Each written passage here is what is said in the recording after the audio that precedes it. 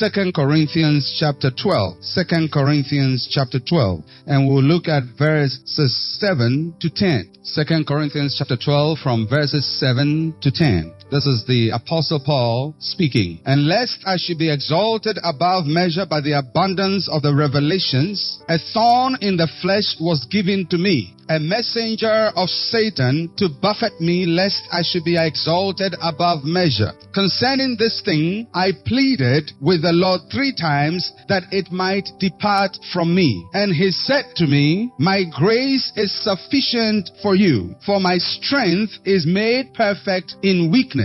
Therefore, most gladly, I will rather boast in my infirmities, that the power of Christ may rest upon me. Therefore, I take pleasure in infirmities, in reproaches, in needs, in persecutions, in distresses, for Christ's sake. For when I am weak, then I am strong. We are addressing the topic, living the abundant life.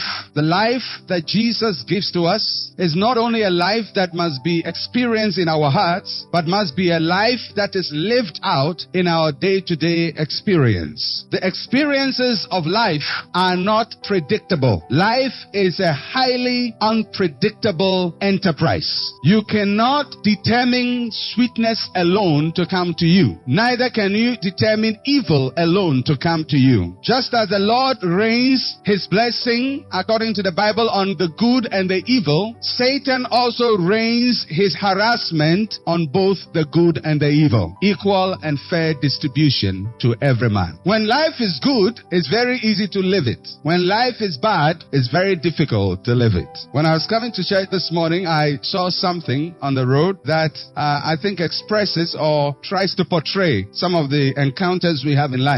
On my way coming, I was following a series of cars. And there was one car, I think a van or so ahead of me, which was very much in a rush. I don't know where to, but was in a rush. And he kept overtaking everybody. And finally, he tried a very fast overtaking, and there was an oncoming car, and it missed that car very narrowly and just sped by. But what I really noticed was not what he was doing, but the oncoming car who almost hit this car which was trying to overtake everybody. The driver in the oncoming car started quarreling with the driver who was driving past. Are you getting the picture? So this gentleman who crossed this man coming, he didn't stop to apologize or say anything, but the one who was nearly hit slowed down and started talking and insulting and complaining or whatever, but I saw him throwing his hands about, and he slowed down and slowed other people down. The one who crossed him didn't slow down. He kept driving fast. The one who was crossed slowed down and complained. And as I looked at it, I think it gave me an insight into how sometimes we handle life.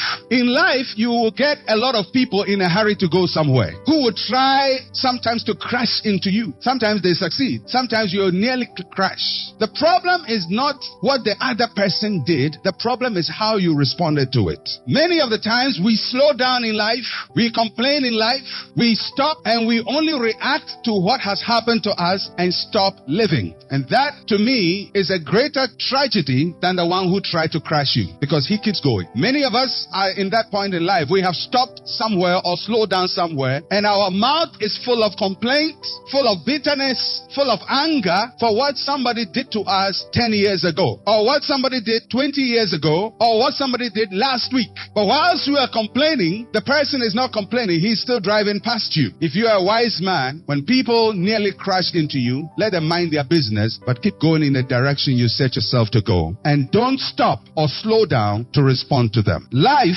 is not an end in itself. Life is a means to an end. That's my first statement. Say with me, life is not an end in itself, but a means to an end. All right. The second statement I want to make is that to be alive is not an achievement. Tell the person next to you, to be alive is not an achievement, because even bacteria are alive. Tell the person next to you, you, even bacteria are alive, and amoeba is alive, and cockroaches are alive. So you haven't achieved anything simply because you are alive. That leads me to my third statement. Life is an opportunity. Say that with me. Life is an opportunity. Amen. It's not an achievement, it's an opportunity. When we see life as an opportunity and not an achievement by itself, then we will stop being proud of how old we are. I value old age and I value eldership. I think it's something God himself says we should value, says we should give respect to elders. But being old in age is not an achievement. There are trees that have been alive for the last 300 years. You are just about 70. So the fact that you are alive, the fact that you have lived long, the fact that you've accumulated minutes and hours and days and weeks and months and years and decades is not an achievement. The achievement is what you do with the life. What you do with life, therefore, becomes your achievement, not the life itself. Life gives us the opportunity to achieve our God-given purposes and to fulfill our God-endowed potential. Please stand with me again to Psalm 34. And when you open to Psalm 34, you just stop and look at me, because I'm going to ask you a question. How many of us here, don't raise up your hand, but how many of us here are happy with our lives? Nobody should raise up their hands, because we don't want to embarrass anybody. Many of us have lived long, but are still not very happy with our lives, because it's not how long you live that makes you happy. It's how well you live that makes you happy. Psalm 34, verses 17 onwards. The righteous cry out, and the Lord hears. That confirms the song which the choir sang. Jehovah hears, he knows, and he cares. The righteous cry out, and the Lord hears, and delivers them out of all their troubles. The Lord is near to those who have a broken heart, and saves such as have a contrite spirit. Many are the afflictions of the righteous, but the Lord delivers him out of them all. Many are the afflictions of the righteous, not few. Many are the afflictions of the righteous, but the Lord delivers him out of them all. And that's what Paul was talking about in 2 Corinthians, the verse we read earlier on, when he talked about his difficulties. Paul talked about a thorn in the flesh. This thorn in the flesh was not a very interesting thorn, because you and I know that thorns are not very pleasant things. They pierce you, they hurt you. And Paul says a thorn in the flesh was given to him, a messenger from Satan to buffet him. To buffet him means to hit him like a boxer hits a punching bag. Paul was experiencing buffetings. People are not really sure what the thorn in the flesh was. Some people believe it was a sickness that Paul had. Some people actually believe it was Paul's physical piercing, because Paul is supposed to be a very short person. Some people think that he was about 4 feet 6 inches. The man who wrote all the things that you've been reading about. We don't know. Some also believe that he had eye problems and that his eye was always oozing with pus. And so he was unsightly to look at. That's what some people believe. Some people believe he had physical infirmities because of some of the beatings he had received. Some also believe that the thorn in the flesh was not anything physical to Paul, but it was the condition of suffering that he experienced around him. Whatever the belief is, a thorn in the flesh is a thorn in the flesh. Are you understanding me? It may take whatever form, but when there is a thorn in your flesh, brother, there is a thorn in your flesh, sister, there is a thorn in your flesh, and it's not pleasant. Theologians may go about trying to define the thorn, but you who feel the thorn, you know the thorn. So Paul said, I don't even want to define the thorn. I just went to God 3 times. And this is the man who wrote most of the New Testament. He saw Revelation more than everybody. He went to the third heavens and came back. He saw Jesus, healed the sick, did many miracles. He said, I went to God 3 times concerning this my problem. And God came and said, Paul, my grace is sufficient for you. Now God didn't say, I'm taking the thorn. But he says the thorn is still there, but there is something that is present with the thorn, that is the sufficiency of God's grace. He says, my grace is sufficient for you, and my strength is made perfect in your weakness. Whatever that thing was, probably Paul never prayed about it again, because from then on he discovered the antidote to the thorn in the flesh, that is the grace of God. And so later on Paul begins to write, and he says He says, therefore I take pleasure in infirmities. Can any one of us say that? Is there anybody here who can say, I take pleasure in infirmities? Does it mean Paul had infirmities? Yes. He says, I take pleasure in reproaches. Reproach means something that makes you shame, puts you to shame, something that embarrasses you. He says, I take pleasure in that. Can any one of us say that? Obviously, no, I can't. Reproach is reproach. Says, I take pleasure in needs. None of us can say that, except we discover what he discovered. In persecutions, in distresses. Is it possible in the presence of infirmity, in the presence of reproach, in the presence of distress, in the presence of need, is it possible to live an abundant life? According to Paul, it's possible. The abundant life, therefore, to Paul, is not just the absence of problems in his life, but the sufficiency of God to take him through the problems of life. You cannot insulate yourself from problems. The problems of life, you can't hide from it. Sometimes we believe that when we get saved, we get born again, everything will be all right. When we get born again, things become all right, but not everything becomes all right. Things sometimes remain the same. Some of our problems remain the same. But you see, the moment you get born again, your problems may not change, but something changes. All of a sudden, there is joy in your heart.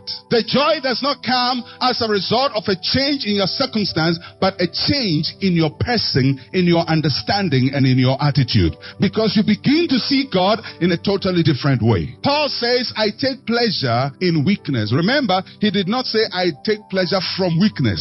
I don't get pleasure from it, but in it, I can have pleasure. In distress, I can have pleasure. In need, I can have pleasure. In disappointment, I can have pleasure. In reproach, I can have pleasure. And that's what I want to tell you this morning, that you can have fullness of life, the joy of God, the peace of God in the midst of the storm. The biblical word peace does not talk about the absence of problem, because problems in this world will always be there until the day Jesus Christ comes again and restores creation to its perfect state.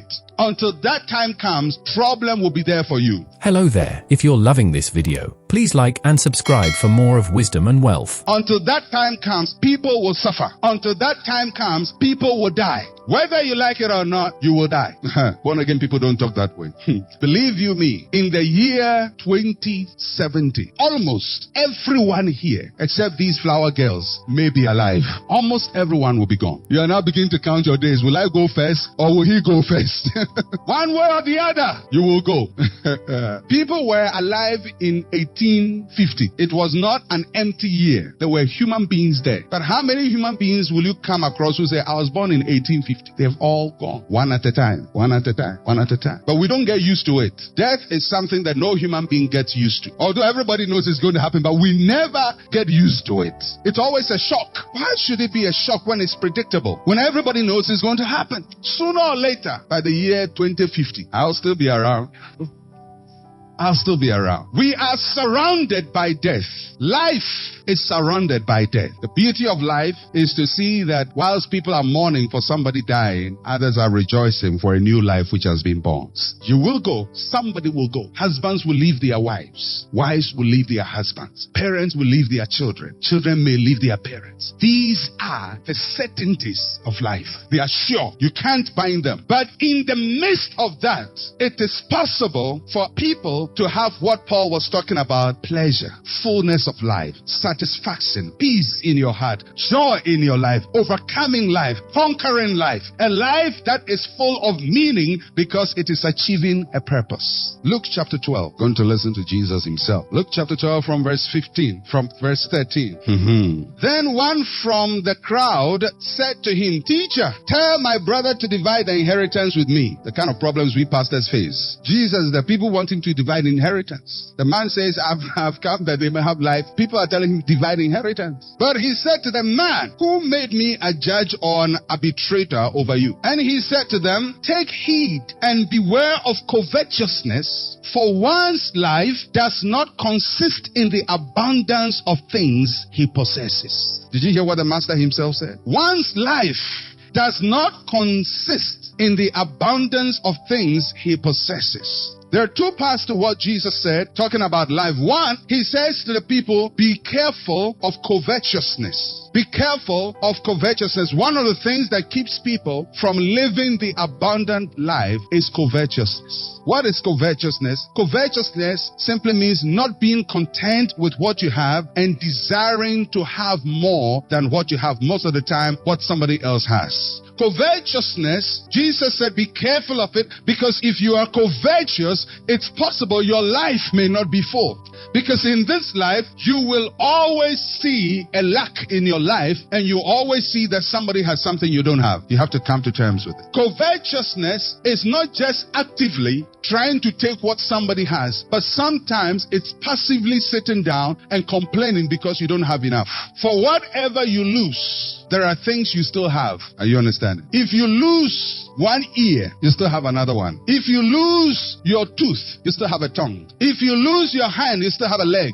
So far as you have something, the Bible encourages us to be appreciative of what we have, because if you don't appreciate what you have, you can't use what you have. I think 2 years ago, we saw that lady called Johnny, paraplegic. This lady is paralyzed from the neck downwards. If you want to know how she feels and what it is to be paralyzed from the neck downwards, I can give you an experiment. It will make you appreciate what it is. Go to the beach and dig the sand, your feet up to your neck, and go and stand in that pit you have dug and cover yourself up to the neck. Are you understanding me? Where you can't move any part of you except your neck upwards. Then you understand how she feels all the days of her life. Can you imagine a housefly trying to settle on your nose and you can't do anything about it? There's nothing. Your hands are not moving. Your legs are not moving. No part of you is moving except parts from your neck to your head. And yet this woman employs many people to work for her. She may not have a leg. She may not have a hand. She may not be able to move all these things, but she discovered what she had. And one of the interesting things I read about Johnny, she is a good artist, and she used to draw when she had her hands. But when she lost her hands, she began to use her mouth to draw. I've seen some of her artwork, fantastic artworks done from the mouth. She could have been like that driver, stopped and complained about the thing that crossed her. She could have sat down and complained about how life is tough, how everybody moves their hand, and as for me, I can only move my head. Covetousness would not make you appreciate what you have. Some of us are complaining in life because we don't have children. And our whole life is focused on having children. And because we don't have children, our life is full of bitterness and anger. Sometimes frustration at everybody. Sometimes we want to marry. You want a wife. You pray 3 times. And the Lord says, my grace is sufficient for you. And you become bitter and angry for not having a wife. But you have opportunity to do so many other things.